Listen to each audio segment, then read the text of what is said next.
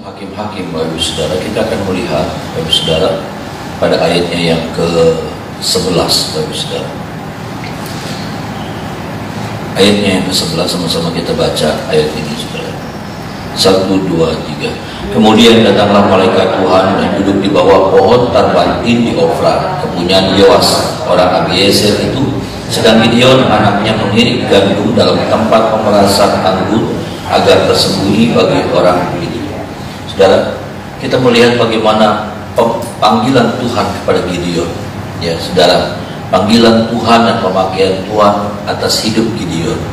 Kita melihat selalu, saudara, prinsip firman Tuhan, maka kita akan terus menemukan kalau Tuhan mau memanggil seseorang, kalau Tuhan mau memakai seseorang, kalau Tuhan mau mempercayakan kepada seseorang, maka Tuhan harus menemukan sebuah alasan yang kuat. Ya. Tuhan harus menemukan sebuah alasan yang kuat kenapa Tuhan memberkati orang itu, kenapa Tuhan memakai orang itu, kenapa Tuhan mengangkat orang itu, kenapa Tuhan mempercayakan sesuatu yang hebat kepada orang. Selalu begitu. Ya. Tidak ada kemudian tanpa alasan, saudara. Tidak. Ya. Betul, karena sebuah anugerah. Tetapi saya melihat rumusnya, hukum firman-Nya seperti itu. Kalau Tuhan mempercayakan sesuatu kepada saudara, kepada kita, ya, mengangkat kita, memakai kita, maka Tuhan harus menemukan dulu, saudara, satu alasan yang kuat kenapa Tuhan tidak memakai orang lain, tetapi kenapa Tuhan pakai saudara. Kenapa Tuhan tidak harus memberkati orang lain, tapi harus memberkati hidup saudara. Ini, ya. Kenapa Tuhan harus melindungi saudara dan Tuhan tidak punya kewajiban melindungi orang lain. Tuhan harus menemukan sebuah alasan yang kuat. Kenapa Tuhan harus menambahkan kepada saudara, tapi untuk orang lain Tuhan nggak perlu. Tuhan nggak punya kewajiban untuk melakukan hal itu. Karena tidak kepada semua orang dipercayakan sesuatu, tidak kepada semua orang diberikan sesuatu oleh Tuhan. Ada berkat yang umum, matahari, hujan, semuanya panas, macam-macam, saudara. Tetapi udara, tetapi untuk hal-hal yang spesifik, yang khusus, maka harus menemukan sebuah alasan. Dan saya menemukan itu, saudara. Mengapa Tuhan harus memakai Gideon? Kenapa Tuhan mempercayakan ini kepada Gideon untuk menjadi hakim-hakim? Kenapa bukan kepada orang lain? Ini yang saya temukan, sudah ada beberapa hal, ya, saudara. Mari sama-sama kita belajar, mari sama-sama kita samakan, mari kita sama-sama pagi ini, firman ini bukan untuk apa, tetapi untuk mengintrospeksi hidup kita. Seperti apa kita? Adakah tanda-tanda itu ada sama kita? Adakah alasan-alasan itu ada sama kita?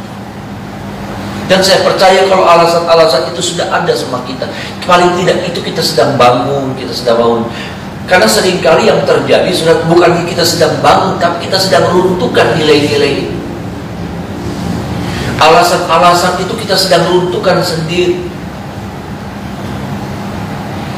Mari sama-sama kita lihat, Bapak Ibu Saudara. Hal yang pertama, Bapak Ibu Saudara, kenapa Tuhan memakai Gideon, saudara. Ayat yang ke-11 ini, sama-sama kita baca ayat yang ke-11 sekali lagi, saudara. Ayat yang ke-11 sama-sama kita baca lagi, 1, 2, 3. Kemudian datanglah malaikat Tuhan dan duduk di bawah pohon tarbantin di Ofra, kepunyaan Yoas. Sedang Gideon anaknya mengirim gandum dalam tempat pemerasan anggur agar tersembunyi. Saudara, saya melihat begini, ini sesuatu yang umum saja sebetulnya, tapi ini menjadi sebuah nilai standarnya dulu, ya. Ini baru apa ya? Ujian awal dulu. Adakah hal yang sepertinya? Nanti tambah naik, tambah sulit, saudara. Kriterianya tambah sulit. Tapi kriteria umum dulu nih, saudara. Apa itu kriteria umum? Gideon itu rajin. Sama-sama bilang sama saya, rajin, saudara. Rajin. Tuhan nggak akan pakai orang yang malas. Gideon itu rajin dalam pengertian bagaimana di saat itu sudah orang sedang ditekan sama orang-orang Midian. Orang-orang yang saudaraku lagi disiksa. Mereka panen, mau panen, saatnya panen, orang Midian datang serbu, ambil, rampas panenan mereka. Mereka harus serahkan kepada orang Midian. Tapi ternyata saudaraku, Gideon ini rajin, dia pantang patah semangat. Walaupun mungkin berkali-kali hasil kebunnya dirampas sama musuh, tapi dia kerjakan lagi, dia tanam lagi, dia pantang menyerah. Kadang-kadang kita baru coba, gagal 1 kali, gagal 2 kali, kita gampang menyerah. Kerajinan kita jadi kendor. Kita ibadah, kita doa 1, 2, 3 kali, doa kita gak dijawab. Kerajinan kita jadi kendor. Adakah yang seperti itu, saudara, yang sedang terjadi? Yang saya lihat, Gideon rajinnya dalam hal yang seperti itu yang saya katakan. Saya percaya berkali-kali digagalkan, dirampas hasilnya. Tapi ada bagian yang sisa, dia lakukan, dia irit itu. Dia irit. Dia peras anggur itu, dia peras. Ya. Walaupun mungkin hasil yang dia dapat harusnya banyak, tapi karena dirampas hasilnya sedikit, tapi dia kerjakan, dia tekun mengerjakan. Nilai ini dulu nih saudara, standar. Harusnya nggak terlalu sulit, saudara. Harusnya ini menjadi standar kita juga. Karena kalau kita tidak rajin, kita nggak bisa makan. Kalau kita tidak rajin, kita nggak bisa diberkati Tuhan. Saya bilang amin, saudara. Kalau kita nggak rajin, maka jangan harap orang mengulurkan tangan kepada kita. Beda kalau sudah memang tidak mampu berbuat apa-apa lagi. Beda kalau memang sudah tidak disable, ya, sudah memang terkendala dengan keterbatasan tubuh dan lain sebagainya. Bagian ini dulu nih saudara. Karena kalau kita gampang dihentikan, gampang diberhentikan langkah kita, gerakan kita. Bahkan ketika yang lain bergerak, kita berhenti. Ini saudara, hal yang pertama dulu saudara. Adakah ini sama kita? Ya. Karena saya melihat ada orang-orang yang kemudian jadi putus asa, jadi hilang semangat. Semangat hilang, dan yang sedang terjadi adalah kemalasan yang sedang melanda. Malas ibadah, malas kerja, malas dagang, malas semuanya. Saudara, kenapa? Pandemi angel. Gideon juga sama. Gideon sedang dikuasai sama yang namanya ketakutan. Gideon juga sama. Israel pada waktu itu sedang ditekan dengan sebuah intimidasi, dengan sebuah masalah yang begitu luar biasa. Mereka bergerak, mereka diawasin sama Midian. Ada mata-mata orang Midian yang mengawasi. Oh, ini ada orang lagi tanam di sini, dirampas. Tapi saya lihat Gideon pantang patah semangat. Dia tidak mau menyerah sama keadaan.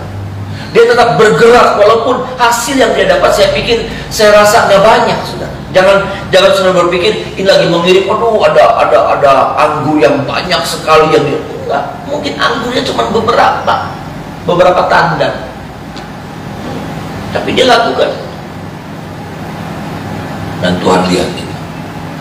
Tuhan lihat kerajinan saudara dan saya. Ada amin saudara? Kerajinan kita dalam melayani Tuhan, dalam ibadah, kerajinan kita dalam kita berdagang juga, dalam kita berbisnis, dalam kita berusaha. Saya percaya itu pasti diperhatikan dan diberkati oleh Tuhan, saudara. Hal yang kedua, kalau saudara melihat dalam pasal ini juga, saudaraku, ayat yang ke-19 sama-sama saudara. Ayat yang ke-19. Sama-sama kita baca ayat yang ke-19. 1, 2, 3. Masuklah Gideon ke dalam, lalu mengolah seekor anak kambing dan roti yang tidak beragi dari sehebat tepung. Ditaruhnya daging itu ke dalam bakul dan kuahnya ke dalam periuk.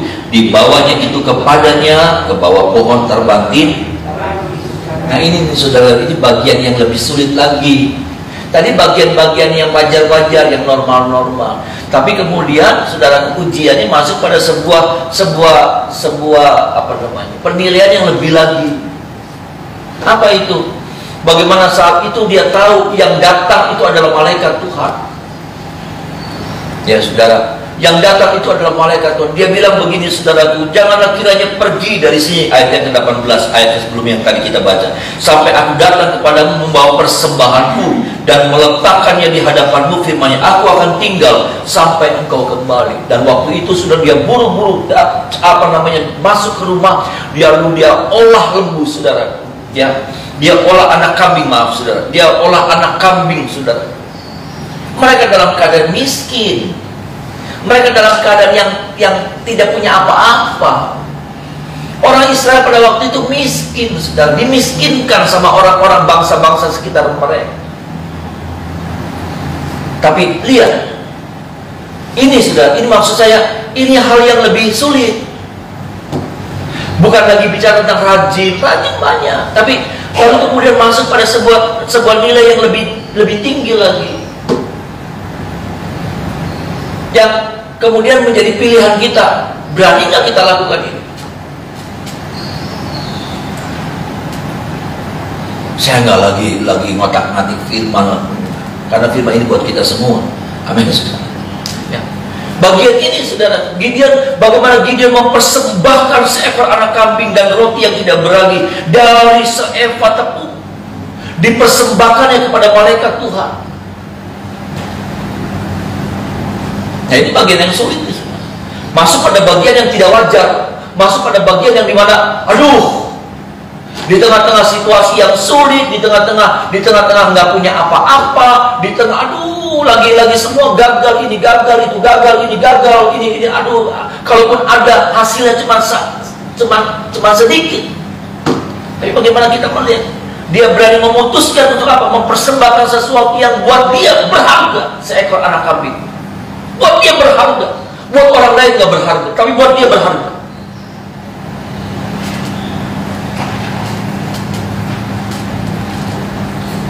Bagian ini nih, saudara, saya harus sampaikan sama Bapak Saudara. Bagian ini bagian yang agama, bagian yang sulit.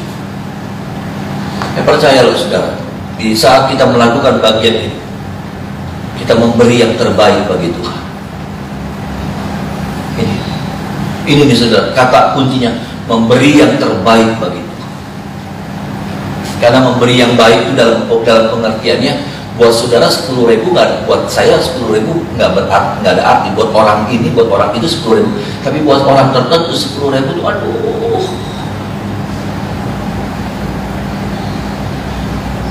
kayaknya seperempat hartanya adalah 10.000 itu. Bagaimana kita memberi yang terbaik bagi Tuhan?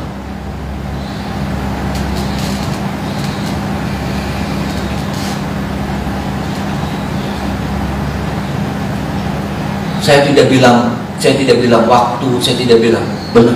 Maaf, saya harus tegas di sini. Saya tidak bilang waktu, saya tidak bilang ibadah, saya tidak bilang. Saya sedang firman Tuhan sedang berbicara, menekankan tentang mempersembahkan yang terbaik.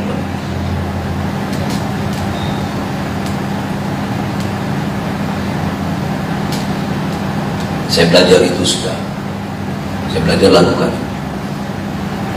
Di tengah-tengah kondisi yang kadang-kala nggak mendukung, saya belajar lakukan. Dan saya melihat betul Tuhan itu Allah yang hebat, sudah. Ada amin, sudah. Ya. Saya lihat itu, saya alami itu bagaimana ya, tanpa bagian yang itu saya kerjakan, maka kayaknya Tuhan nggak bisa pakai saya sampai seperti ini. Tuhan nggak akan percayakan saya seperti ini. Bukan saya mengada-ada, maksud saya ini adalah bagian dimana inilah ujian, gitu. Maaf saudara, inilah bagian ujian dimana Tuhan mau lihat sampai seberapa cintakah kita sama Tuhan, seberapa besarkah kasih kita sama Tuhan. Dari apa? Dari memberi.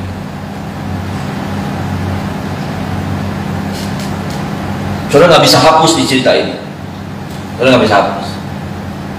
Saudara nggak bisa geser dan ganti sama yang lain. Maaf saudara, nggak bisa. Saya harus belajar taat ketika Tuhan Tuhan tantang saya dengan masalah seperti ini. Saya harus belajar taat. Saya sudah banyak cerita sama saudara, tapi nggak usah cerita lagi. Saya harus belajar taat sama saudara tentang bagaimana saya harus memberi, dan nggak gampang buat saya, karena itu mumungnya ya. Makanya saya bilang, kalau saya gagal bagian itu, maka Tuhan nggak bisa bawa saya sampai hari ini.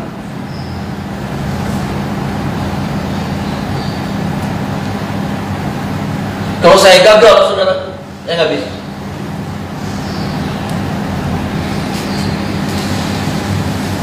Tolong saudara, ya. Saya percaya saya nggak bisa menjelaskan secara utuh, dia lebih rinci lagi, tapi saya percaya saudara bisa menangkap pesan. Memberi yang terbaik begitu, bukan bicara tentang waktu, bukan bicara, tapi memberi yang terbaik.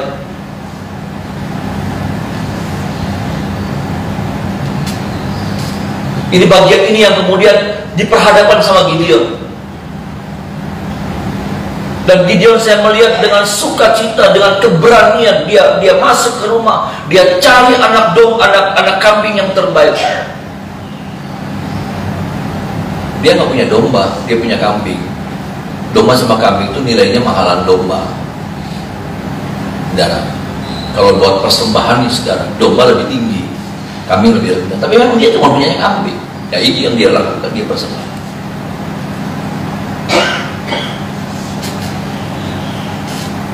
Mari saudara, sama-sama kita melihat. Karena kadang-kadang Tuhan datang sama kita, ya saudara, Tuhan datang sama kita, dan Tuhan tantang kita dengan perkara yang sama. Nggak selalu saudara, ya nggak selalu. Ya. Tuhan tantang kita untuk melakukan hal yang seperti itu. Lalu kemudian Tuhan lihat, adakah kita berani melakukannya? Ataukah kemudian kita bilang, aduh Tuhan, nggak ngerti Tuhan, saya masih banyak kebutuhan. Yang ini aja nih kurang Tuhan, yang ini aja kurang. Ketika pun kadang-kadang nggak ada momen gitu, nggak ada kayak gini, oh Pak Gem lagi bicara pengen ulang tahun gereja, enggak ada urusan, enggak ada. Enggak, saya bukan lagi bilang lagi nodongin sudah masalah urusan ulang, enggak. Karena kadang-kadang Tuhan datang sama kita di tengah-tengah momen yang dimana nggak ada acara apa-apa. Ketika Tuhan gerakan saya untuk saya mempersembahkan mobil dulu saudara, nggak ada apa-apa. Beneran gak ada apa. Makanya istri saya bilang, tapi kan Pak, gereja gak lagi butuh apa. Iya, gereja gak butuh apa-apa. Memang lagi gak ada apa-apa. Gak ada momen yang apa, gak ada kegerakan apa, gak ada rencana apa, gak ada. Tuhan lagi tantang saya aja. Tuhan lagi mau lihat hati saya seperti apa.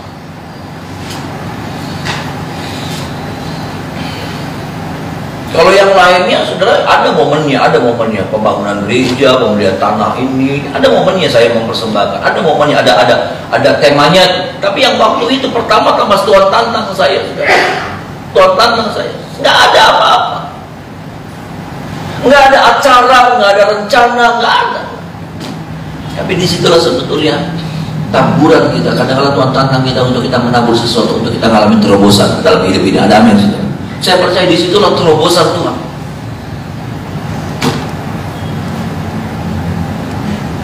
Disitulah Tuhan lagi mau buat sebuah terobosan. Sampai akhirnya saya melihat banyak terobosan yang saya alami dalam hidup. Saya gembala saudara bisa lihat hidup saya. Saya bukan penginjil yang datang lalu kemudian saya bicara A, I, O, E, O, lalu kemudian saya pulang dan saya bisa bicara banyak hal, tapi saudara sebetulnya nggak tahu hidup saya. Saudara tahu hidup saya. Kalau saya bilang terobosan, saudara juga tahu terobosan kayak apa dalam hidup saya. Kalau saudara saya melihat, kalau saya bicara tentang kekurangan saya, sudah tahu kekurangan saya kayak apa.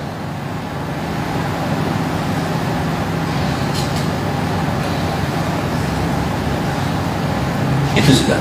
Dan jangan marah sama Tuhan, jangan nyalain Tuhan, karena lewat itu sebetulnya. Itulah di situ titik baliknya Gideon. Di situ Tuhan pakai Gideon secara luar biasa. Di situ Tuhan percayakan sesuatu kepada Gideon, sesuatu yang luar biasa. Perangnya Gideon bukan perangnya bukan perang yang umum, ya, bukan perang yang umum. Karena hanya dengan 300 orang Gideon bisa mengalahkan orang-orang yang ribuan. Itu bukan perang yang umum. Ada kemuliaan yang lebih yang Tuhan percayakan kepada kita. Ini bagian yang kedua. Bagian yang ketiga, sudah sama-sama kita baca ayat 25 sampai 27. Ayat 25 sampai 27. Sama-sama kita baca, saudara. 25 sampai 27. 1, 2, 3. Pada malam itu juga Tuhan berfirman kepadanya, ambillah seekor lembu jantan kepunyaan ayahmu, yakni lembu jantan yang kedua berumur 7 tahun. Runtuhkanlah mezbah Baal kepunyaan ayahmu, dan tebanglah tiang berhala yang di dekatnya. Kemudian dirikanlah mezbah bagi Tuhan Allahmu di atas kubu pertahanan ini dengan disusun baik. Lalu ambillah lembu jantan yang kedua dan mempersembahkan korban bakaran dengan kayu tiang berhala yang akan kau tebang itu. Kemudian Gideon membawa 10 orang hambanya, dan diperbuatnyalah seperti yang difirmankan Tuhan kepadanya. Tetapi karena ia takut kepada kaum keluarganya dan kepada orang-orang kota itu untuk melakukan hal itu pada waktu siang, maka dilakukannya pada waktu malam. Saudara, ini tantangan yang ketiga, ini ujian yang ketiga, ini yang lebih sulit lagi. Tadi rajin, ini yang kedua bicara tentang memberi yang terbaik bagi Tuhan. Tetapi yang ketiga ini, saudara, melakukan firman dengan segala risikonya. Kadang kalau kita mau melakukan firman, kita mau taat Tuhan, saya mau taat. Tapi tahukah saudara, dalam ketaatan saudara, tahukah saudara, ada resiko-resiko yang kadang kala berat yang saudara harus hadapi. Ketika sudah melakukan firman, apapun saudara, apakah itu mengampuni, apakah itu jujur, apakah meninggalkan hidup dosa, tipu, menipu, beresiko. Karena biasanya sudah dapat sesuatu, sekarang sudah nggak dapat lagi. Saudara, ada orang-orang yang biasa nipu, ya kentat sini, kentat sana. Tapi kemudian ketika orang itu memutuskan, enggak lagi, dalam nama Yesus saya mau belajar jujur. Maka apa yang terjadi? Ya nggak ada pendapatan lebih. Nggak ada pendapatan lebih. Artinya apa? Saudara akan masuk di dalam kekurangan, keadaan yang kurang, keadaan yang aduh mau begini tadinya bisa, sekarang nggak ada, nggak bisa. Ketaatan itu beresiko. Gideon disuruh sama Tuhan, tebang itu yang namanya itu Baal, saudara, mezbah Baal, hancurkan itu. Astaga, hancurkan itu mezbah Baal. Dan bukan cuma itu, Tuhan bilang sama, ambil lembu ayahmu. Aduh Tuhan, tadi anak dombanya Gideon, tapi sekarang dia harus ambil lembunya papanya. Mungkin ini lembunya cuma 2 buat ngirik, buat itu kebun tuh saudara, buat bajak sawah. Bukan cuma 1, 2 lembu, berarti habis itu. Dia mesti berhadapan sama papanya, dengan marah papanya, dengan emosi papanya. Iya dong, itu hartanya papanya. Dan dia nggak pakai tanya, saudara. Belum lagi resiko apa, saudara? Dia tebang, dia hancurkan itu mezbah. Ternyata satu kota keluar, saudaraku, dicari, disalib. Siapa ya? Ketemu anak Yoas, katanya Gideon, ketangkep.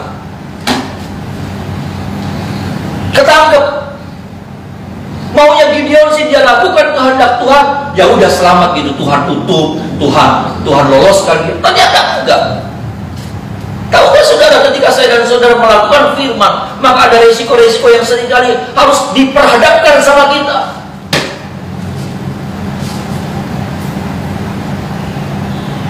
Ada orang lebih mendahulukan ibadah, tapi dia harus beresiko apa? Kerjaannya, bosnya marah, bisa dipecat.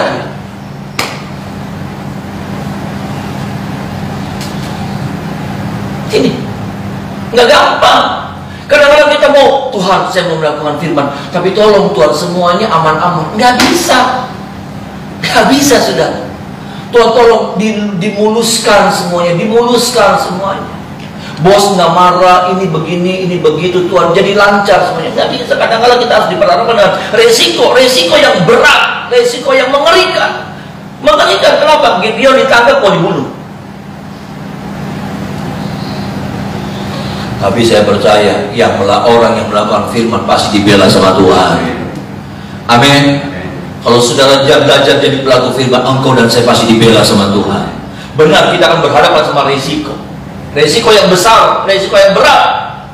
Tapi saya masih percaya Tuhan pasti bela saya dan saudara. Dengan caranya Tuhan yang ajaib. Lihat, Tuhan bela di dia. Bagian itu bagiannya Tuhan. Ada amin, saudara. Bagian bela kita itu bagiannya Tuhan. Tapi bagian taat, bagian menghadapi resiko, itu bagian.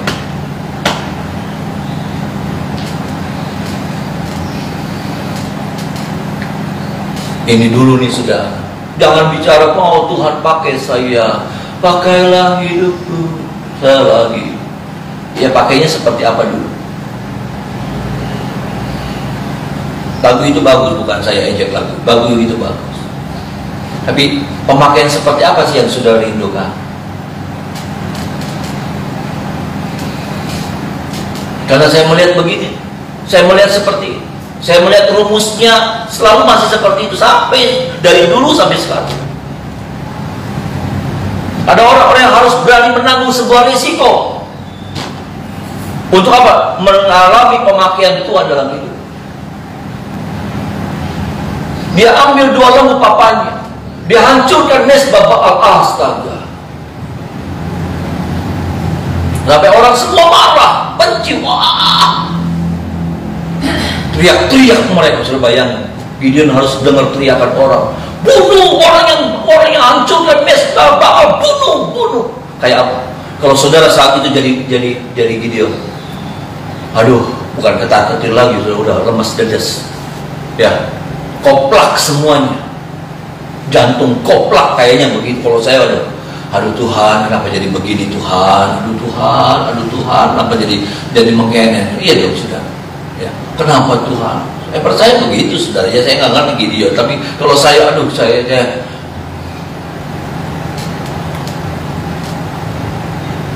tapi bagian kita lakukan firman saja. Nanti bagian Tuhan yang bela saya dan saudara. Amin. Bela. Dan setelah itu kita melihat, oh Tuhan pakai Gideon luar biasa. Dari ini ada pemakaian Tuhan, ada kepercayaan Tuhan yang khusus spesial yang Tuhan berikan kepada saya dan saudara. Mari kita menyembah.